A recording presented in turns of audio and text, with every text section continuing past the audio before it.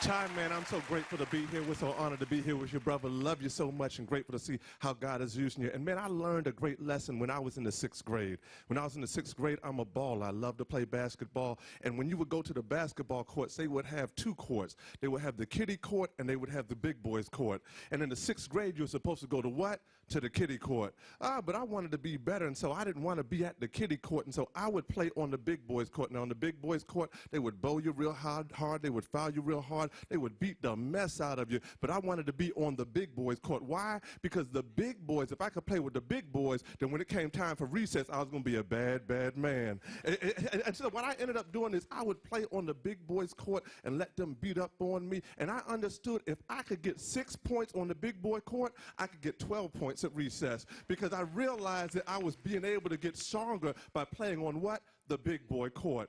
In Proverbs, the 27th chapter, it talks about iron sharpening iron, that it talks about the need to have people in your life that can make you better. And the challenge for too many of us is that we shape our friendships out of our insecurities, and we shape our friendships out of our low self-esteem. And so we put people around us who we think will always be better than us because we don't want them to be able to leave us and do things better. But is there anybody in the house today that knows you need to get some friends that make you run harder? You need to get some friends that make you go fast. You need to make some friends because when you understand the greatness that God has called you to be, then you want folks around you that can be with you for the journey. Have I got anybody in here that you know that God has called you to be great, that God has called you to be special, that God has called you to do something wonderful? If you believe that in the house today, then somebody make a joyful noise.